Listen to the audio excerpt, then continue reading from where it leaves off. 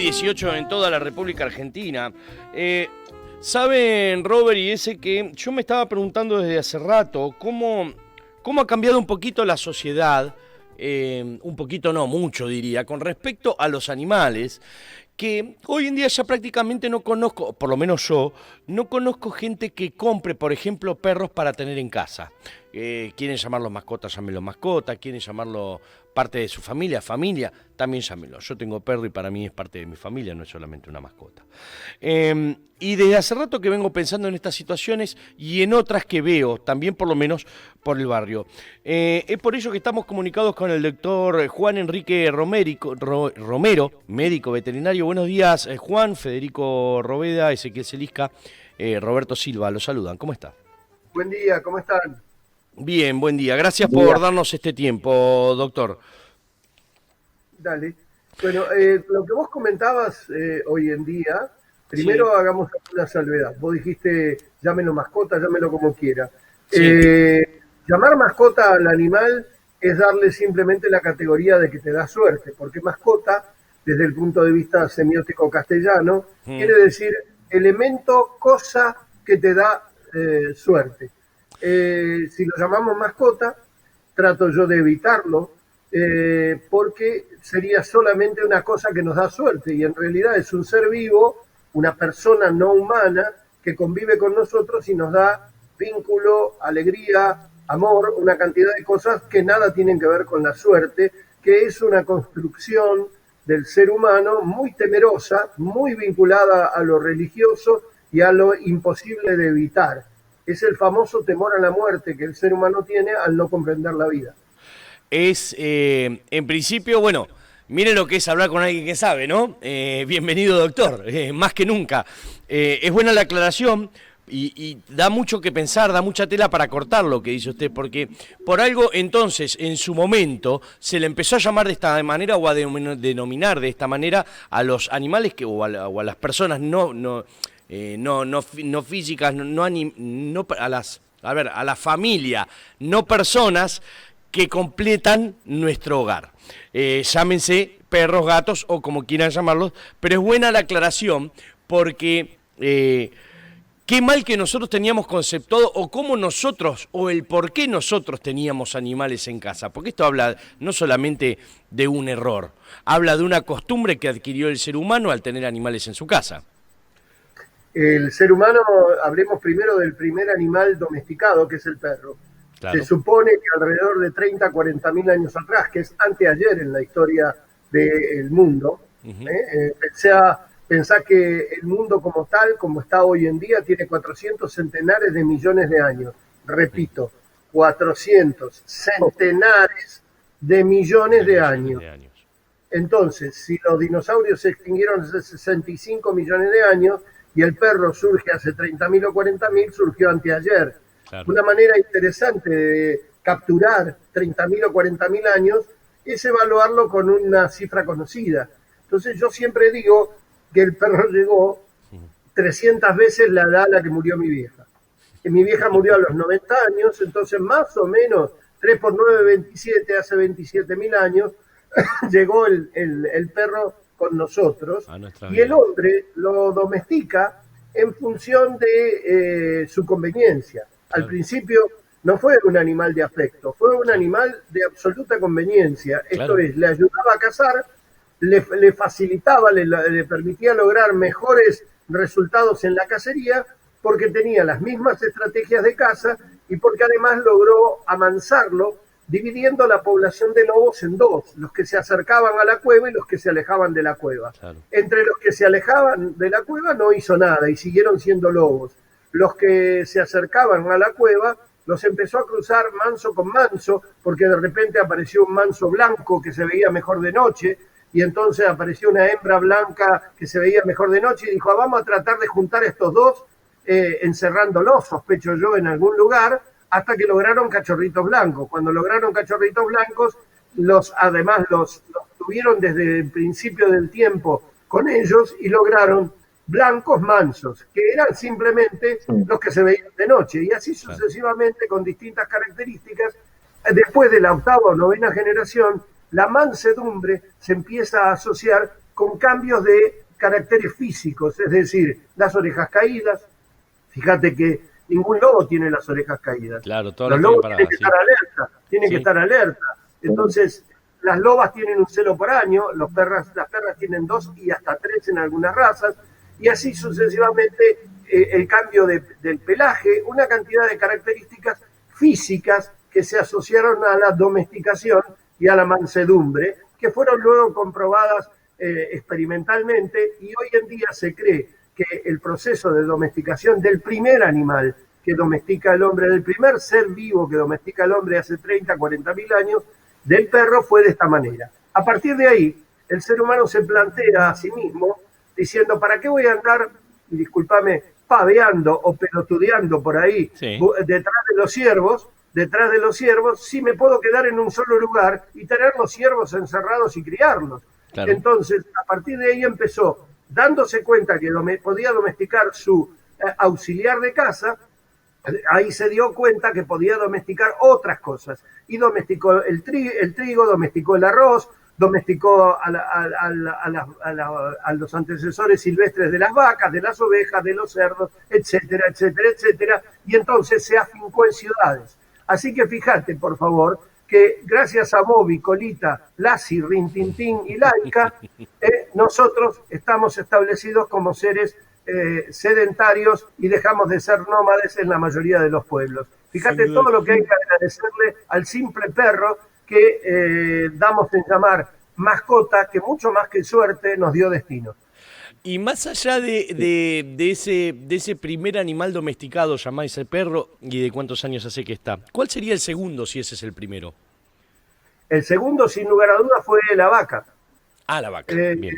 La vaca, sin lugar a dudas, porque como te dije recién, la vaca o sus sucedáneos, de acuerdo al lugar donde estuviéramos, porque era el objeto de cacería. Primero domestico a la mujer de casa y después digo, ¿para qué voy a andar cazando? Que para ir cazando tengo que ir siguiendo los pasturas. ¿Por qué? Claro. Porque mi objeto de caza come pasto y el pasto tiene variaciones estacionales. Entonces, donde hoy es verano, tengo que ir a perseguir al verano porque es donde van a ir estos migrando buscando el alimento. Y entonces el hombre lo que hizo, mira, tuve la suerte de viajar por muchos países y uno de los que estuve es Namibia.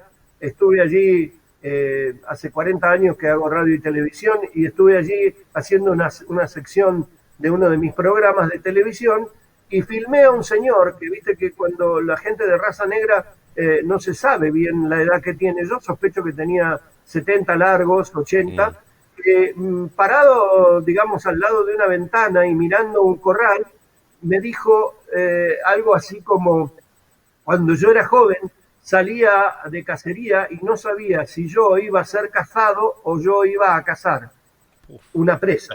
Ahora puedo ver mi comida adentro de un corral. Ese es el exacto resumen de la humanidad. Vos ahora podés ver a tu presa en la carnicería o en la verdulería, canjeándola por el sueldo, que es simplemente un símbolo en forma de papel o en forma virtual, ahora ni siquiera de papel, en forma virtual de tu capacidad de trabajo, que no es otra cosa que el resumen de tu capacidad de cazador-recolector. Doctor, bueno, la verdad es que se me abre un abanico enorme en todo lo que me está contando y me encanta escucharlo. Voy por este lado, volviendo un poquito al primer animal domesticado, ¿ok? Que nos salvó, como coincido plenamente a partir de lo que ha contado usted, coincido plenamente y me adhiero a toda su teoría. Si en aquel momento nos salvó, si en aquel momento nos ayudó, si nosotros fuimos tan tontos en su momento de tenerlos mal, sucios, de solamente utilizarlo para las casas, para la caza, quiero decir, la caza de animales, solamente para que esté alerta con los lobos, solamente para cruzar. ¿Puedo decir que hoy en día eso realmente ha cambiado o siguen manteniéndose estas costumbres malas con respecto, vuelvo a insistir, al primer animal domesticado sería el perro? Yo no sé si son costumbres malas, o sea, son simplemente aptitudes que determinan, porque si no caemos digamos, en una relación muy directa desde el punto de vista conceptual donde todo lo que sea urbano es bueno y todo lo que sea rural es malo, y esto no es así. Hoy en día el hombre sigue utilizando, el ser humano sigue utilizando al perro como auxiliar en tareas rurales, como auxiliar en mucho. Lo que ha evolucionado es la sociedad. Y hoy Y en sin día tratarlos mal. prácticamente, claro, y Claro, prácticamente, vale la aclaración. digamos, hoy nadie utiliza un perro para cacería, salvo cuestiones falsamente llamadas deportivas, como la cacería de presa o la predación de ciertas plagas, también consideradas como el jabalí, el uso del dogo argentino para la caza del jabalí, pero vos podés cazar jabalí o podés controlar la plaga sin necesidad de usar el dogo, por lo tanto no sería un uso imprescindible. Lo que creo que ha evolucionado es la sociedad, y la sociedad evolucionando sobre todo a partir de la revolución industrial. Pensemos una cosa, ¿no? En Argentina se achaca a la evolución del peronismo a que la gente haya migrado hacia las ciudades. Es habitual decir que los detractores del peronismo digan que aumentaron el conurbano y todo lo demás en función del peronismo, y la verdad que eso es el mismo reflejo de la revolución industrial. Cuando el país empezó a progresar desde un punto de vista industrial, el ser humano que vivía en la zona rural veía que podía mejorar su condición yendo a las ciudades a los efectos de tener trabajo en las industrias. Esto exactamente ocurrió en la revolución industrial. Y esa revolución industrial determinó que el ser humano rural, que tenía un perro de auxiliar, que tenía un caballo de auxiliar, se mudara a la ciudad. Cuando se muda a la ciudad cambia su costumbre, pero mantiene ese vínculo, y si aparece un perro lo quiere tener en su casa, un poco como nostalgia. Mirá, él es, a ver, voy a decir algo que a lo mejor resulta ridículo, es el choripán en el exilio. A ver si soy claro. Yo que tuve he tenido hijos que han estado 4 o 5 años en el extranjero, y que lo que más extrañaban era el choripán, digamos, y que si tenían un negocio argentino donde vendiera choripán, iban y lo comían como una manera de estar en la costanera argentina, Sí, o en la no costanera importa de si era Buenos rico o Aires. feo, ellos decían choripán y iban y lo comían. Exactamente. Bueno, entonces yo creo que básicamente lo que ha ocurrido es esa nostalgia del ambiente en el cual estaban viviendo anteriormente, en el cual el perro era parte del entorno, y era parte del entorno como auxiliar rural o como simplemente guardián y demás, lo han mantenido. Esta clave se asocia al desarrollo de las razas.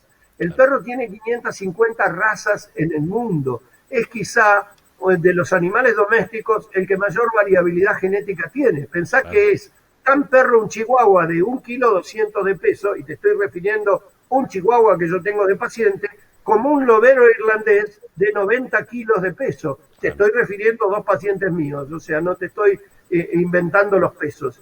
Y los dos son perros. Uno cabe 90 veces en el otro, y los dos no se miran al espejo y no saben. Y probablemente el chihuahua saque carpiendo al lobero irlandés. Probablemente y suele pasar.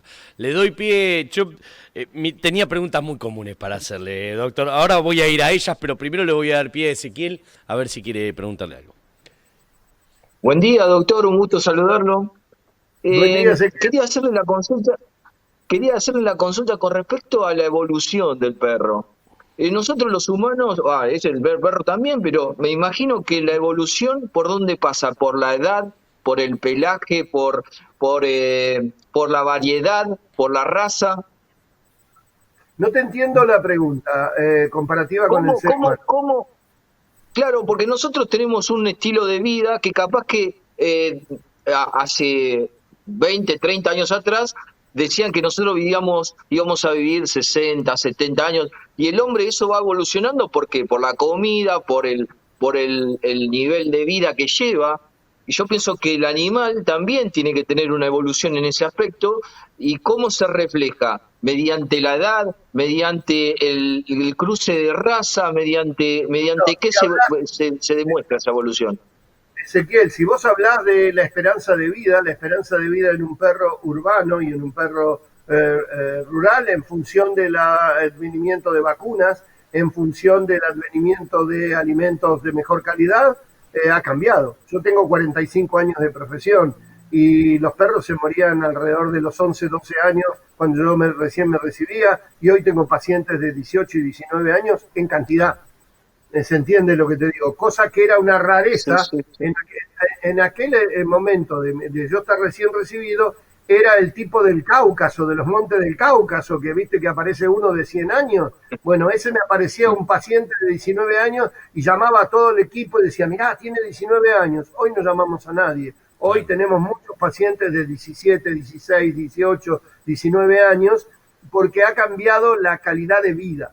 Han cambiado los cuidados, ha cambiado la responsabilidad sobre la tenencia responsable de estos animales y ha cambiado los elementos. O sea, es muy simple. Si vos vacunás, mira, hoy la COVID, y digo la COVID porque es una enfermedad y las enfermedades son femeninas, la COVID nos ha enseñado claramente mucho sobre biología. Y hoy sabemos que si una población está vacunada en su conjunto, o está vacunada en un porcentaje habitual, y estamos hablando de una enfermedad viral, la enfermedad, el virus no tiene dónde alojarse y por lo tanto puede perderse o desaparecer. Fíjate qué insólito y cómo se queda comprobado en medicina veterinaria hace muchos años. Yo vivo en Vicente López y tengo mi clínica en Vicente López. En mi clínica de Vicente López hace 40 años yo no tengo un caso de moquillo autóctono hace por lo menos 30 años.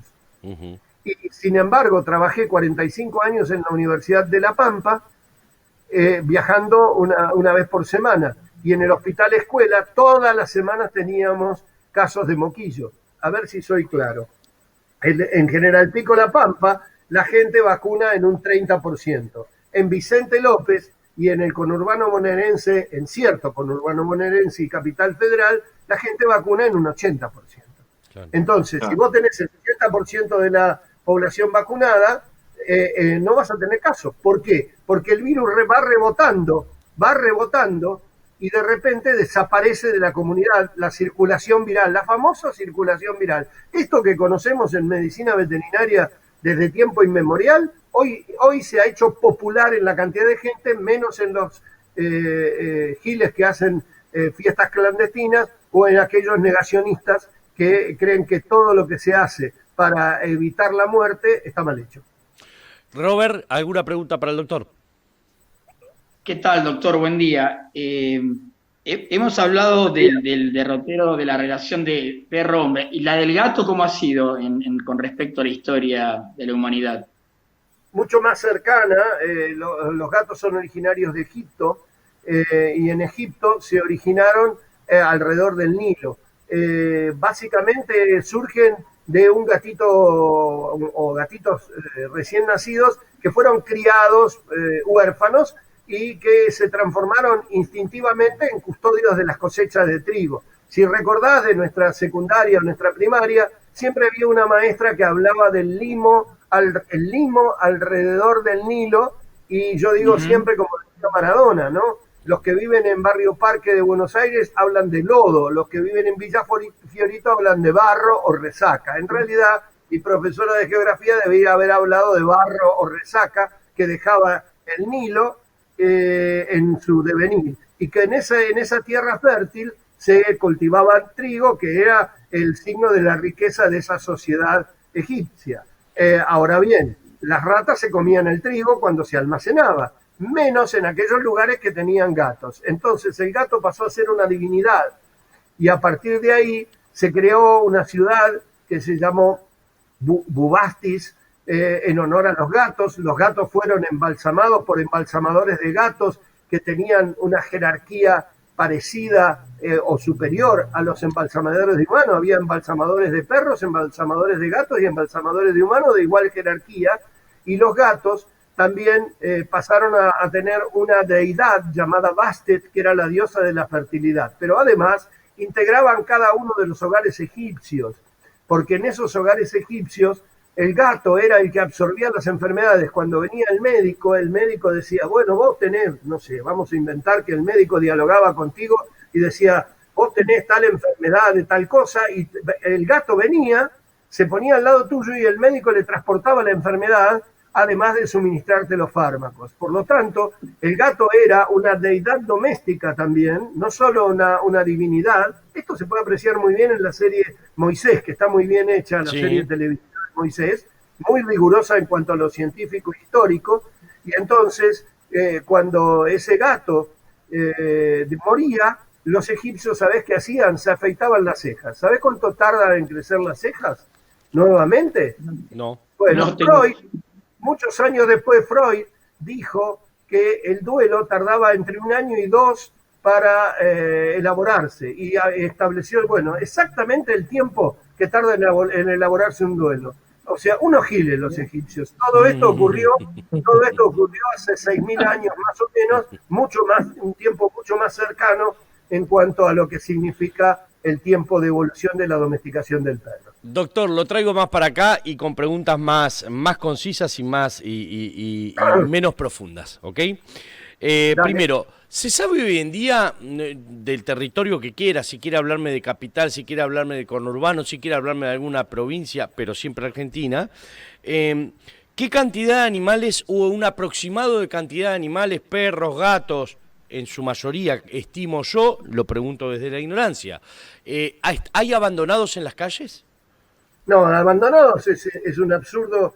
Existen simplemente, hay 16 millones de perros en la República Argentina y unos 6 o 7 millones de gatos, estimativamente. Primero, la palabra abandono habría que darle una definición. Habría que definir si es abandonado aquel animal que en el conurbano bonaerense, en el interior en algunos barrios de la capital y en el interior de la República Argentina se le abre la puerta a las 9 de la mañana para que vuelva al mediodía, duerma la siesta, se le vuelve a abrir a las 5 de la tarde para que pasee por el barrio. Y ese es un perro semidomiciliado. Desde un concepto estricto de abandono, es un perro abandonado a su suerte, con la mala costumbre que tienen los perros de cuando son machos salir con los testículos puestos y cuando son hembras salir con los ovarios puestos, teniendo reproducción indeseada y después rasgándonos las vestiduras diciendo ¿qué hace el gobierno que me castra el perro? Y nunca lo llevan a castrar, porque al macho no se lo lleva a castrar, solo el 5% de los perros machos son castrados, porque los testículos son joya de la familia en los hogares latinoamericanos, los del perro también. Y te lo digo como coordinador nacional del programa Protenencia, que creé en el 2011, se creó por un decreto nacional, llevé adelante hasta el 2015 y fue prolijamente destruido entre el 2015 y el 2019 y a partir del 2020 vuelvo a tener a mi cargo. Tal cual. Les comento a todos que el doctor Juan Enrique Romero creó este programa y para el 2015 tenía 117 personas trabajando, se habían castrado 1,5 millones de animales, o sea, habían 4 millones de animales desparasitados y 4 millones vacunados, algunas de las cifras, entre otras, las que en su momento, hasta el 2015, el doctor llevó con este programa, después con el cambio de gobierno este programa se quedó afuera, anulado o empobrecido, o como quieran llamarlo, y hoy en día vuelve a tener un poco de brillo, ¿es correcto, doctor? Es correcto, con mucha dificultad porque sabrás que destruir algo es muy fácil. Sí. Y construirlo es muy difícil. Vos construís una casa en 6 meses, 1 año, Sí. y la destruís en una jornada. En una jornada, tal Este cual. es el ejemplo más claro de lo que se puede hacer. Yo te Tal puedo cual. citar ejemplos terribles como gastar 30 millones de pesos de hace 4 años en comprar pelotitas para gatos y habiendo falta de vacuna antirrábica, o gastar 3 millones de pesos en una jornada, en una exposición en la Sociedad Rural Argentina, en la exposición Nuestros Perros, entre stand, digamos, promotoras, etcétera. Descubro además, nos dejaron 11.000 frascos de anestésico vencido, que recientemente, después de un trámite de 4 meses y de hacer una serie de análisis, pudimos reflotar. Y también te puedo decir que teníamos cantidades de cosas mal compradas y solo me encontré con 45 personas de las 117.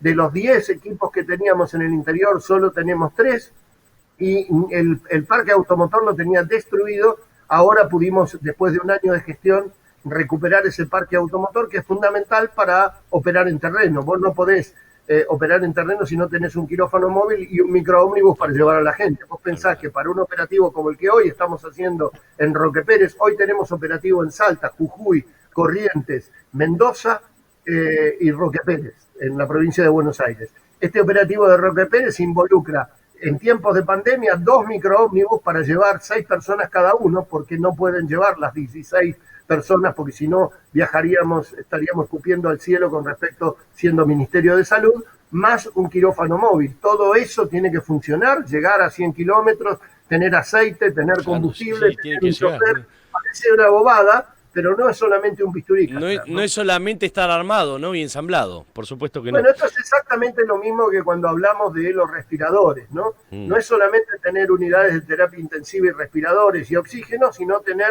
quien lo pueda manejar, que eso también es muy importante. De nosotros tener 14 cirujanos, hoy teníamos 6 nada más. Tal cual. Doctor, aparte agrego que el doctor Enrique Romero también es el médico veterinario, no sé si lo sigue siendo, pero por lo menos lo era, el veterinario de Dylan, el perro del presidente, ¿es correcto? Es correcto, es mi tercer presidente que atiendo sus animales de compañía. Ah, ¿cuáles fueron los dos anteriores? Alfonsín y Menem. Ah, mire usted, qué variado, ¿eh? Es variado, ¿vio? Con razón sabe lo que dice también, doctor. Claro, es el tema. Tengo apenas 60 años de militancia, 55 años de militancia peronista. Mamá, es envidiable tener esa capacidad para estar siempre militando. Yo siempre lo envidié, sea del lado que fuere.